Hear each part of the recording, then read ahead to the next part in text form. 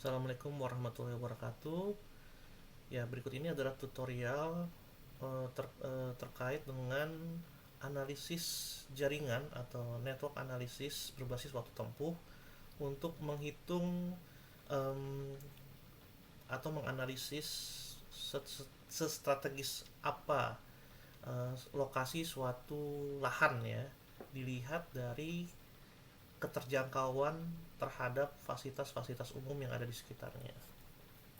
Nah, jadi kemarin kita sudah berhasil melakukan survei lokasi ya. Kita sudah memetakan lahan-lahan yang sudah kita koordinatkan, kita petakan ya. Kemudian lahan ini nanti kita akan mengukur nilai strategis lahan itu sendiri.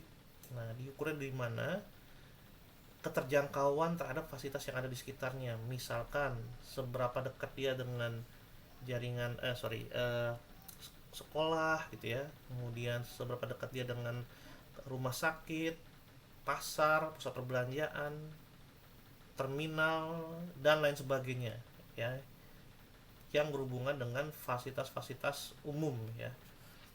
Artinya semakin dekat ya suatu lahan tersebut dengan fasilitas-fasilitas umum yang tadi saya sebutkan, maka lahan tersebut memiliki nilai kestrategisan yang tinggi atau nilai lahannya tinggi ya.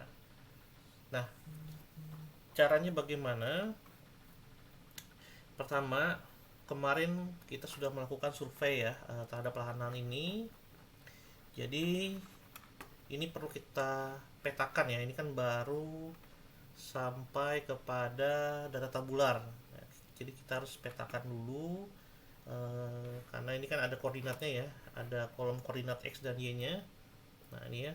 Maka kita download dulu file, download Excel. Kita simpan sebagai Excel. Ya, ini adalah data tabular yang sudah yang ya, data tabular yang dianggap final ya, yang sudah teman-teman lakukan revisi. Jadi ambil saja dari sini. Ini kita buka datanya. Nah, agar ini bisa dimasukkan ke dalam ArcGIS ya. Nah, ini harus kita setting terlebih dahulu minimal ya, field-fieldnya itu tidak mengandung apa namanya, tanda-tanda baca ya, kecuali underscore itu boleh itu, tapi kayak misalkan tanda kurung, garis miring itu nanti bisa mengalami kegagalan saat kita melakukan konversi ke dalam data data titik ya, atau kita petakan ke dalam data titik di ArcGIS. Nah, oleh karena itu, nah ini contoh ya, kayak semisal tiga kolom ini ya yang kemarin teman-teman adalah lakukan ya untuk memperbaiki foto, mungkin tidak perlu lah kita masukkan ya, jadi kita hapus saja. Nah, kemudian sisa kolom lainnya sih harusnya sudah sesuai ya, sudah saya hilangkan yang namanya tanda baca. Jadi ini bisa langsung kita petakan ya, tapi sebaiknya ini jumlah jumlah jumlah total data yang terisi ya sampai kolom sampai baris 477, berarti total datanya ada 476 ya. Ini kita copy saja, kita pindahkan dulu ke sheet baru ya, klik kanan, paste value ya. Nah, seperti ini. Nah, kenapa ini diperlukan? Agar saat nanti kita menginput data tabular ini ke dalam ArcGIS, jumlah di baris yang terinput adalah sesuai, yaitu sampai kepada baris 477 ya. Seperti ini. Nah ya, sampai 477. Oke, kemudian kita save dulu, simpan. Nah, ini harus disimpan dalam format Excel 97 sampai 2003. Jadi jangan disimpan dalam format Excel terbaru ya. Karena pengalaman saya kalau disimpan di dalam format Excel terbaru ini tidak bisa dibuka di software ArcGIS. Jadi bisa dibuka kalau dia formatnya adalah Excel 97 sampai 2003. Ya, kemudian disimpan.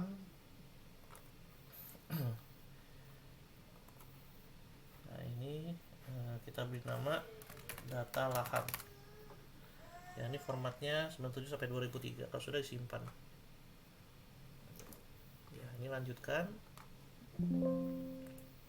Ini pilih saja ya. Kalau ada notifikasi seperti tadi. Nah, ini berarti kita sudah menyimpan dalam format 97 2003 Excel 97 sampai 2003.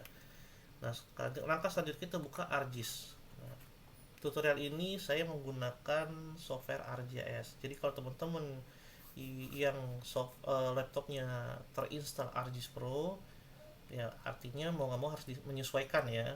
Ya sebenarnya pada prinsipnya sih nggak terlalu jauh berbeda ya antara ArcGIS dan ArcGIS Pro. Harusnya sama saja caranya. Mungkin yang berbeda adalah tampilan interface-nya saja. Oke. Nah, sekarang sudah terbuka di ArcGIS-nya, silakan teman-teman buka Excel-nya. Nah, ini Excel-nya tadi saya simpan di data lahan ya, Excel. Nah, kemudian tadi kita simpannya itu di sheet baru ya, yaitu sheet 1. Nah, kita cek lagi ya, tadi simpannya di di lembar 1 ya, nama sheet-nya lembar 1. Jadi yang ini.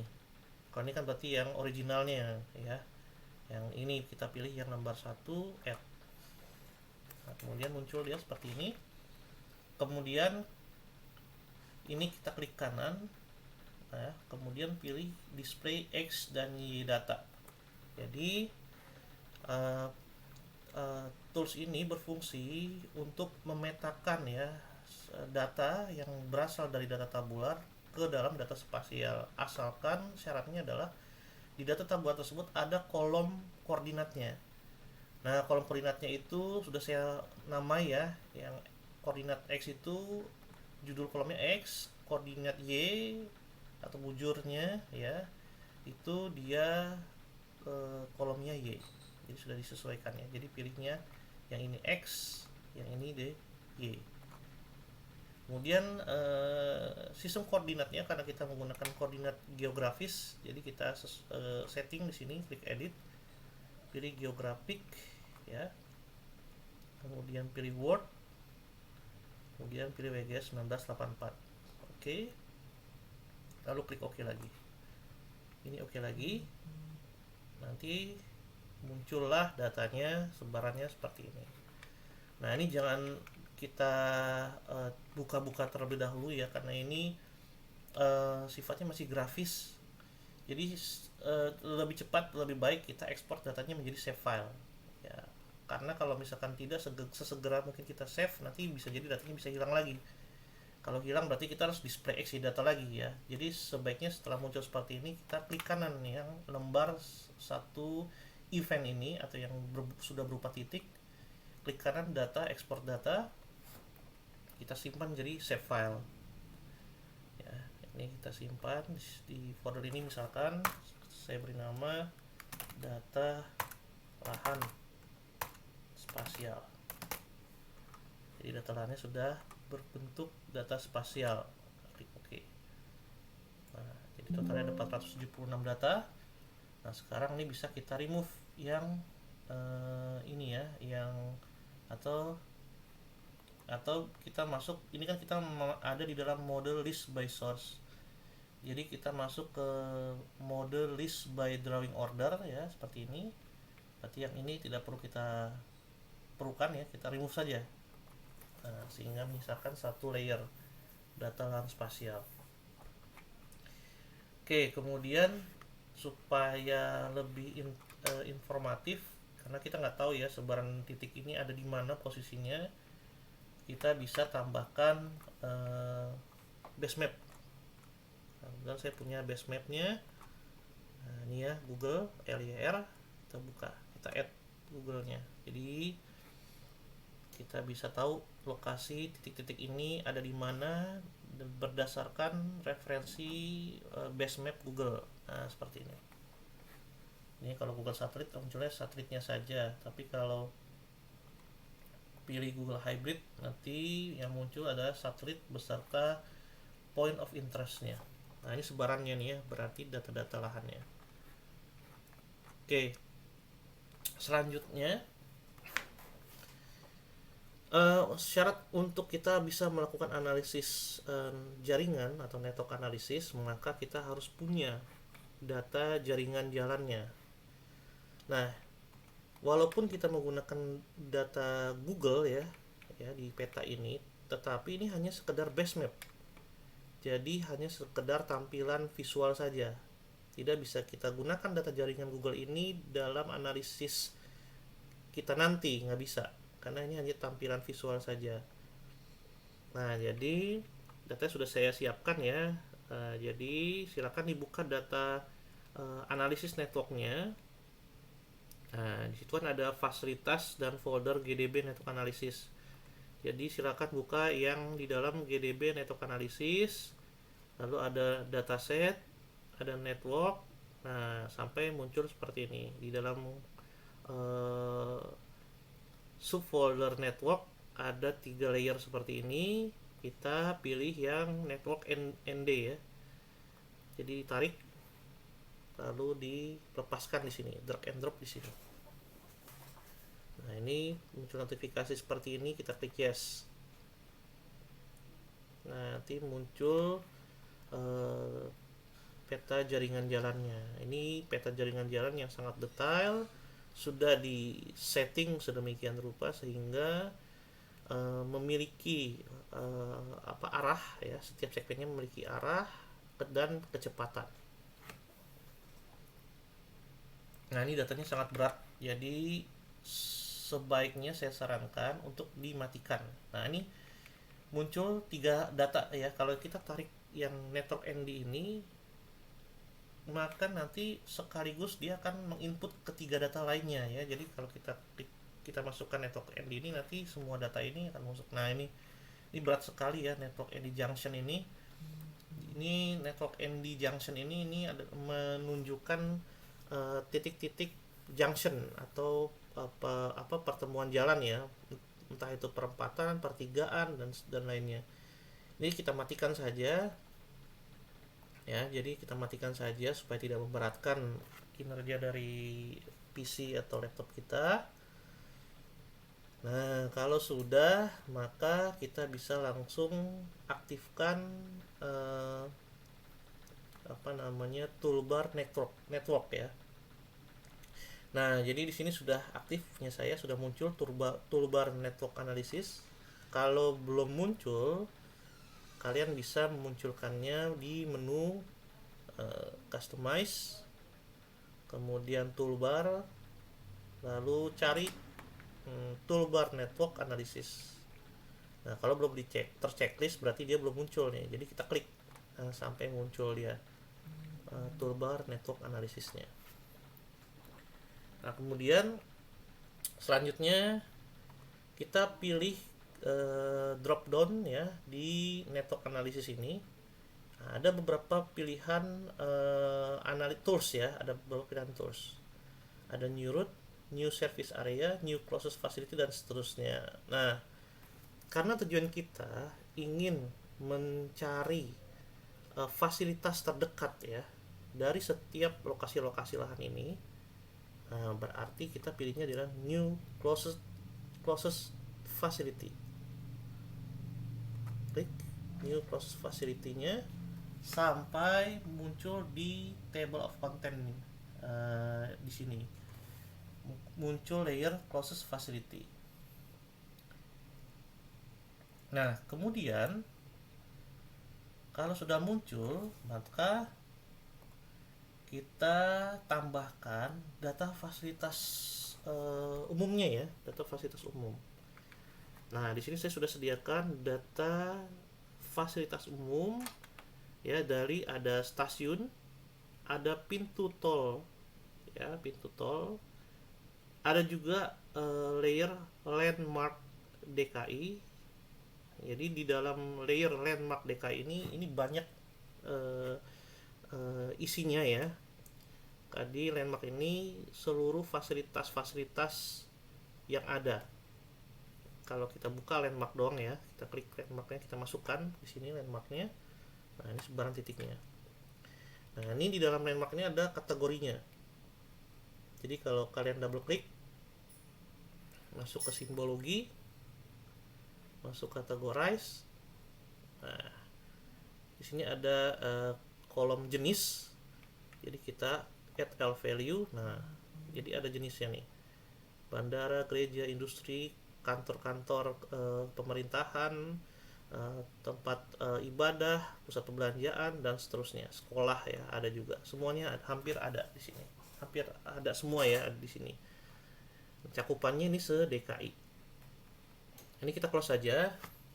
Kalau kita buka atribut tabelnya, selain diklasifikasikan berdasarkan jenisnya, ini juga ada namanya nih ya. Nah, oke. Nah, sekarang data jaringan sudah ada, data lahan spasial sudah kita petakan, kemudian data fasilitasnya juga sudah tersedia. Jadi kita bisa lakukan analisisnya. Nah, jadi pertama-tama kita klik atau kita buka network analysis window-nya. Nah, muncul seperti ini. Nah, jadi yang pertama yang harus kita inputkan adalah daftar fasilitasnya. Nah, karena di dalam layer landmark ini ada banyak kategori fasilitas umumnya. Nah, sebaiknya kita query terlebih dahulu. Jadi kita running ini persatu. Jadi tidak harus semua fasilitas ya. Jadi kita running. Jadi teknisnya itu kita running satu persatu ya fasilitasnya. Jadi ini kita double klik landmarknya ya, kemudian kita pilih definition query. Jadi kita query dulu, misalkan kita mau melakukan analisis closest facility-nya untuk pusat perbelanjaan. Jadi kita query builder, klik query builder, kita pilih jenis, double klik jenis, sama dengan get unique value, kemudian pilih pusat perbelanjaan. Nah, sampai nanti muncul persamaannya seperti ini ya. Jadi ini maksudnya kita mengfilter atau mengquery titik-titik yang memiliki jenis pusat perbelanjaan saja. Kalau sudah di OK, lalu OK lagi sampai nanti titiknya tereduksi ya. Yang muncul tentu hanya titik-titik sebaran pusat perbelanjaan saja ya, jadi fasilitas lain dia tidak akan muncul.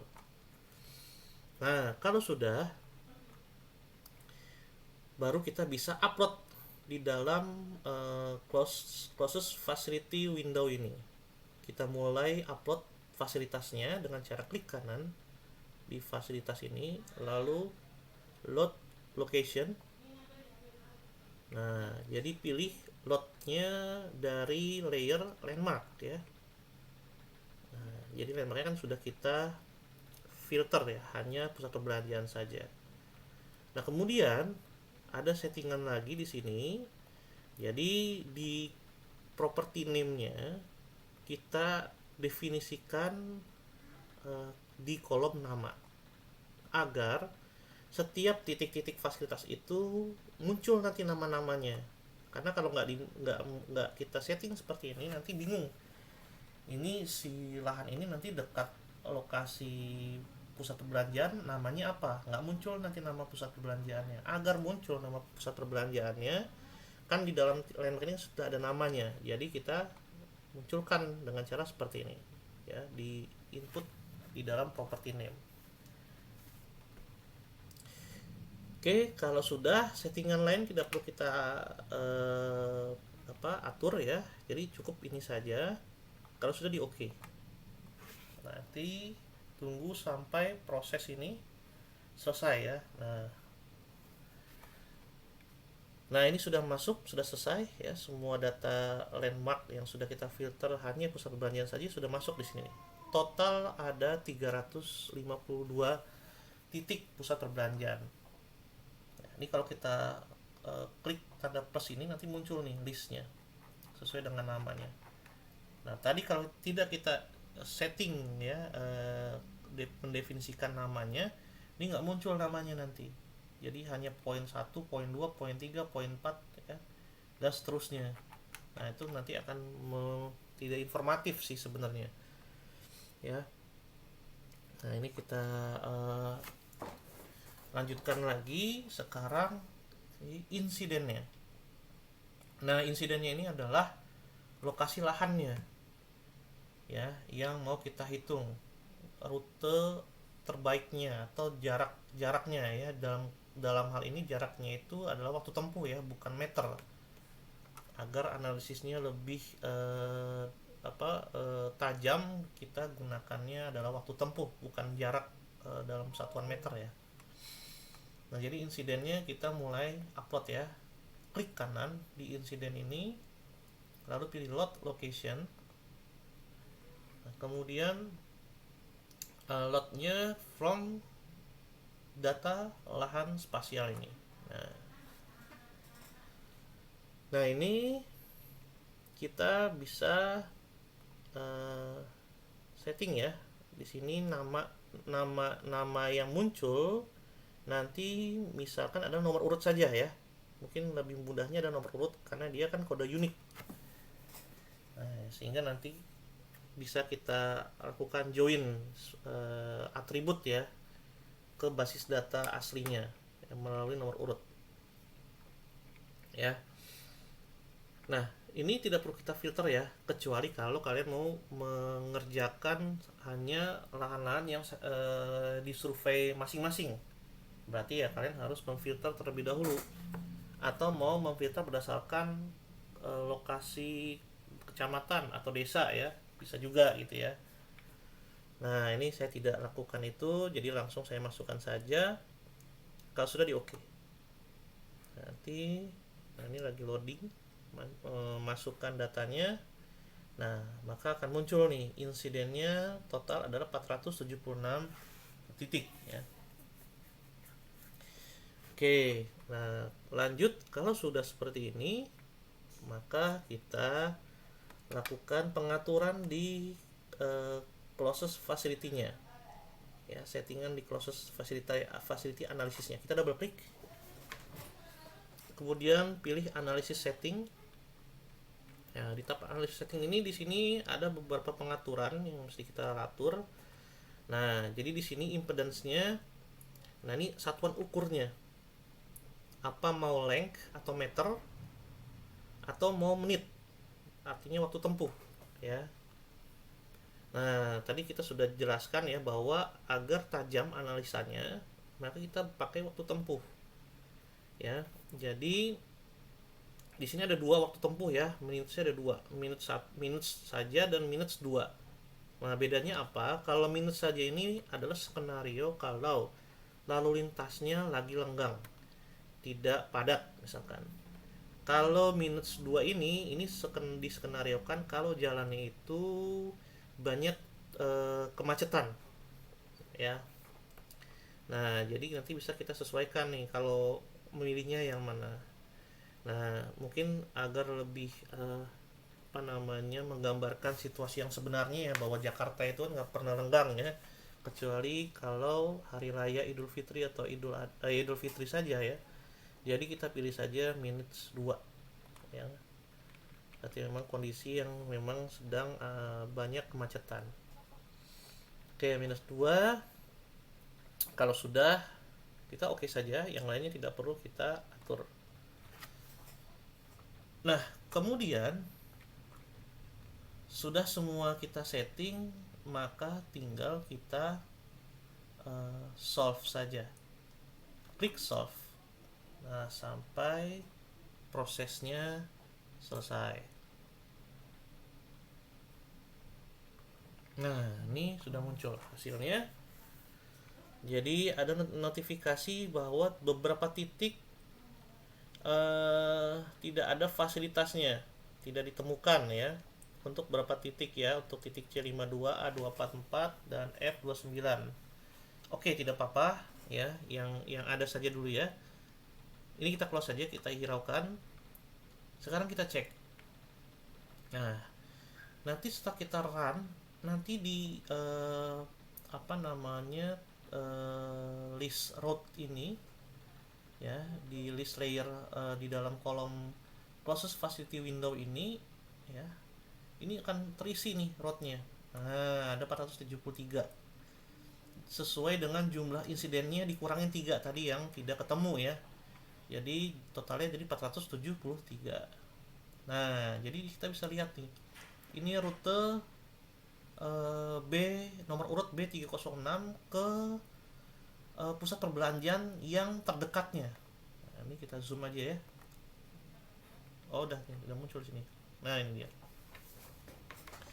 Nah, di sini rutenya seperti ini nih ya. Jadi lokasi B306-nya ini mungkin kita naikkan ya, di dataran spasial kita tarik ke atas dulu ya. Nah, sudah muncul titik-titiknya. Mungkin kita bisa munculkan labelnya.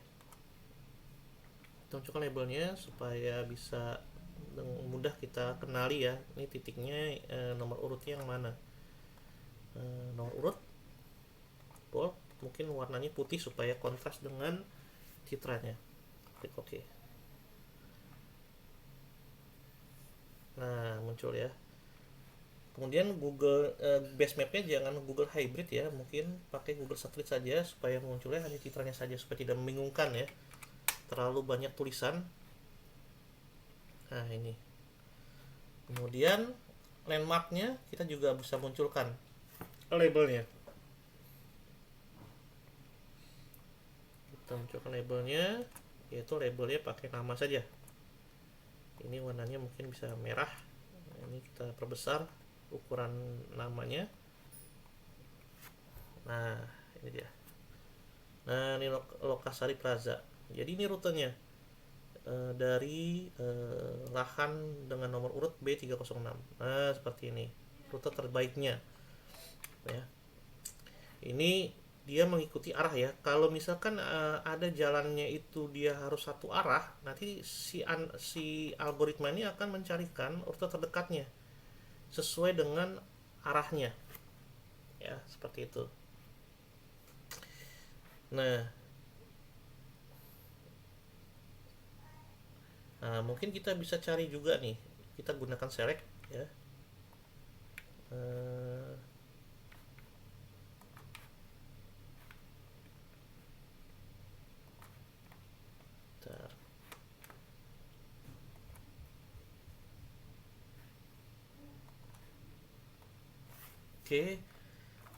Oke, nggak bisa diselect ya. Jadi, nah ini kita bisa cari deh berdasarkan urutnya. Ini B262. Mana B262? Mungkin susah ya kalau kita carinya. Mungkin bisa kita buka tabel atributnya ya. Jadi klik kanan, kita open attribute table. Nah, nanti muncul seperti ini. Nah, di sini nih ada waktu tempuhnya nih. Nah, berarti di lokasi lahan A453 ya, itu ternyata terdekatnya itu adalah di itu ya, terdekat ini 5 menit ya untuk pusat perbelanjaannya. Coba kita lihat ya, kita sortir ya dari yang sampai paling jauh. Nah, ini nih, coba kita cek ya. Dia ada di titik A271. Terdekatnya adalah Pasar Jaya Pejagalan. Coba kita klik kanan, zoom to selected. Nah, ini dia ya.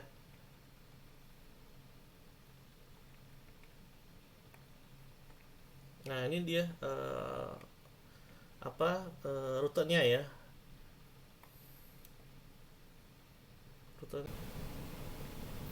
Oke, jadi ini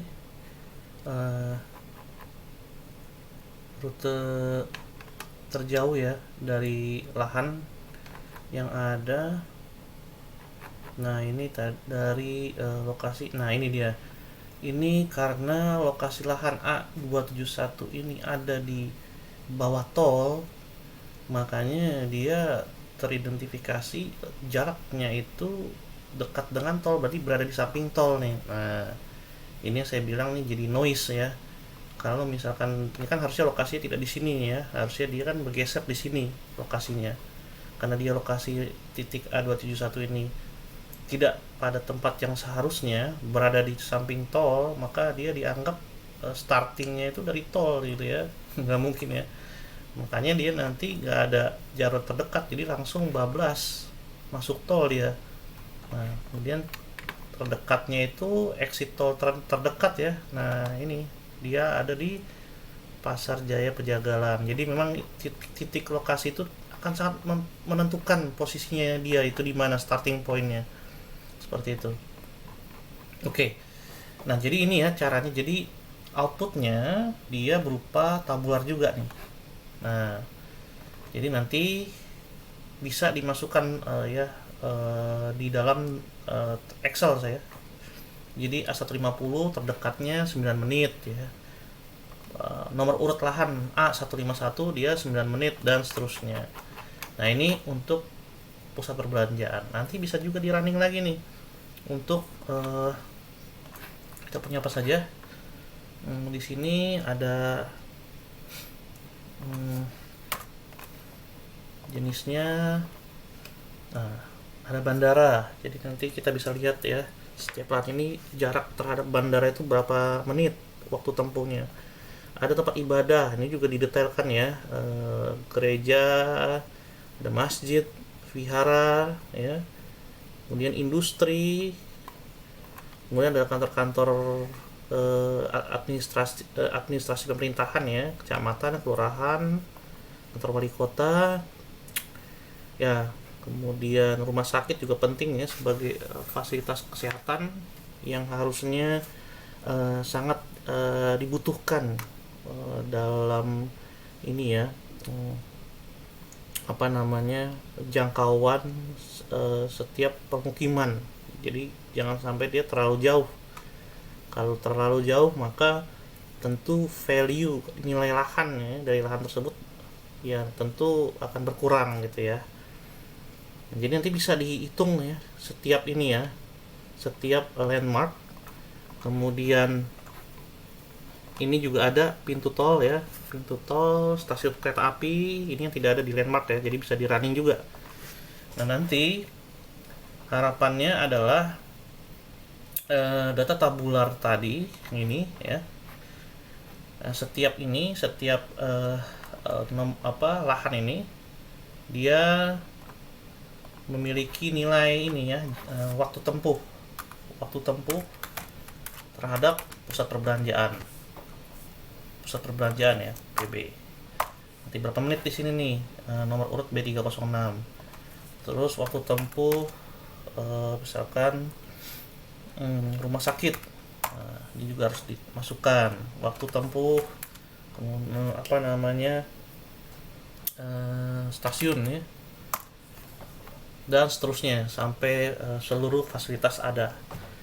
Nah, kalau sudah terdapat informasi ini sangat membantu sekali untuk menganalisis tingkat kestrategisan dari setiap lokasi lahan.